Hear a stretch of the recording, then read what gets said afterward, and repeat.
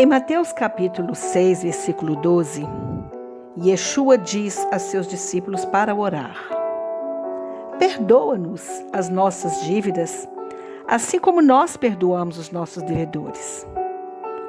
Sabemos que Yeshua está realmente falando sobre pecados. Então, por que ele usa a palavra dívida em vez disso? Em hebraico, há uma sobreposição sobre o conceito de pecado e dívida. A palavra hebraica hayav, que significa devedor, também é usada para descrever uma pessoa que é culpada de pecado. Não nos parece totalmente análogo, porque pegar coisas emprestadas não é pecado, mas ambos requerem a restauração de outro, seja do dinheiro emprestado ou reparações à vítima do pecado. Quando Yeshua ensinou a seus discípulos a orar ao Senhor, ele provavelmente estava usando a palavra hayav para descrever um pecador, devedor, quando disse: perdoe-nos nossas dívidas, pois também perdoamos nossos devedores. Yeshua frequentemente usa a imagem da dívida como forma de descrever ser culpado de pecado, como depois que ele foi ungido por uma mulher pecadora, quando está escrito lá no capítulo 7 do livro de Lucas. E havia uma mulher na cidade que era pecadora, e quando ela soube que Yeshua estava reclinando à mesa na casa do fariseu, ela trouxe um frasco de alabastro com perfume e, de pé atrás dele, aos pés dele, chorando, ela começou a molhar seus pés com suas lágrimas e continuou enxugando-o com o cabelo de sua cabeça, e beijando seus pés e ungiu-os com o perfume. Agora, quando o fariseu que o convidou viu isso, ele disse a si mesmo: se este homem fosse um profeta, ele saberia quem e que tipo de pessoa é essa mulher que está tocando nele, que ela é uma pecadora.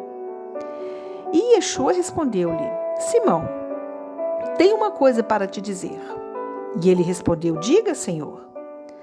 Um agiota tinha 2 devedores. Um devia 500 denários e o outro 50.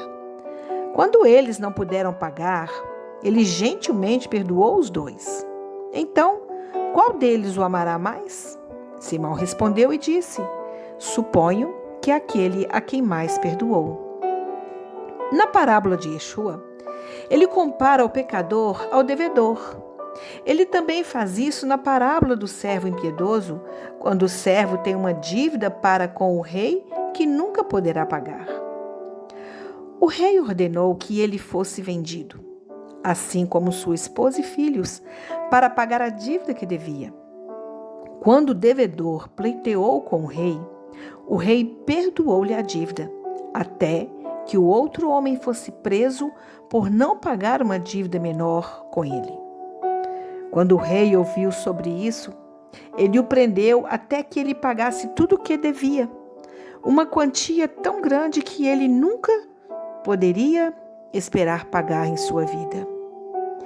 Esse conceito de perdão de pecados como análogo à dívida também é a chave para entender Lucas capítulo 4, quando Yeshua se levanta e lê a seguinte passagem de Isaías 61 na sinagoga, que diz: o Espírito do Senhor está sobre mim, porque ele me ungiu para pregar boas novas aos pobres. Ele me enviou para proclamar a liberdade dos prisioneiros e a recuperação da vista dos cegos, para libertar os oprimidos, para proclamar o ano da graça do Senhor. Esta passagem fala sobre a proclamação de um ano de jubileu, um ano de graça do Senhor.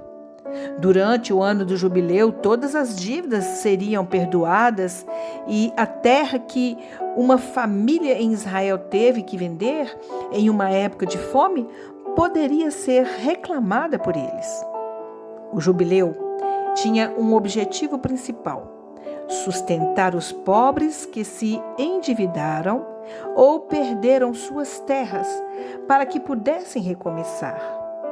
Os pobres que foram vendidos como escravos ou encarcerados em prisões de devedores seriam libertados da escravidão para voltar para suas famílias e ter um novo começo na vida. Todas as linhas da passagem de Isaías descrevem a libertação de sua escravidão dos pobres e daqueles que estão presos por dívidas. Mesmo a linha "a recuperação da visão para os cegos" provavelmente se refere à libertação da escuridão total das prisões do devedor. Parece duvidoso que Israel tenha observado um ano de jubileu que deveria acontecer a cada 49 anos. Mas há evidências em outros países do Oriente Médio de que os anos de jubileu foram proclamados nos tempos antigos, quando um novo rei assumiu o poder. Seria uma forma de garantir o apoio das massas quando um rei declarasse nulas todas as dívidas e libertasse todos os que estavam em cativeiro.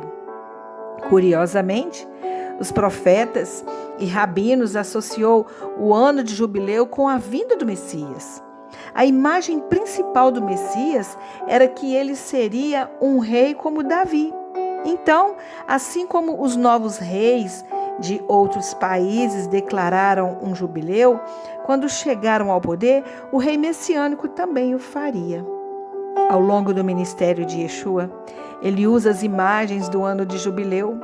Ele assume a imagem do pobre libertado das dívidas e usa as dívidas como metáfora do pecado. Os pobres que são libertados no reino messiânico são os pobres de espírito, aqueles que sabem que estão em dívida com Deus por causa de seus pecados. As boas novas do reino de Deus são que o rei messiânico veio e declarou perdão completo da dívida. Pecado, a dívida que é o pecado, para aqueles que se arrependerem e entrarem em seu reino. É uma boa notícia para os pobres e não para os ricos, que não veem que precisam ser perdoados. Aqueles que mais foram perdoados, como a mulher pecadora, são os que mais amam em troca. Vemos no uso que Yeshua faz uma imagem do jubileu, a maior imagem da graça de Deus por meio de Yeshua. Os que estão na prisão são aqueles que têm uma dívida esmagadora que nunca poderiam pagar. Vemos Yeshua, o novo rei, libertando os prisioneiros das dívidas que eles têm por causa de seus pecados.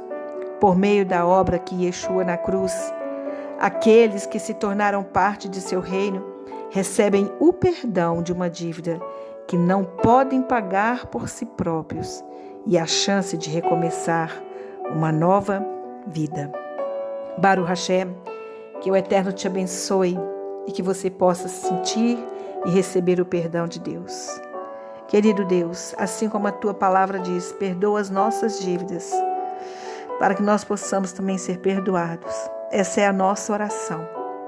Que nós possamos, ó Pai, perdoar as nossas dívidas e perdoar também aqueles que nos têm devido, aqueles que têm nos ofendido.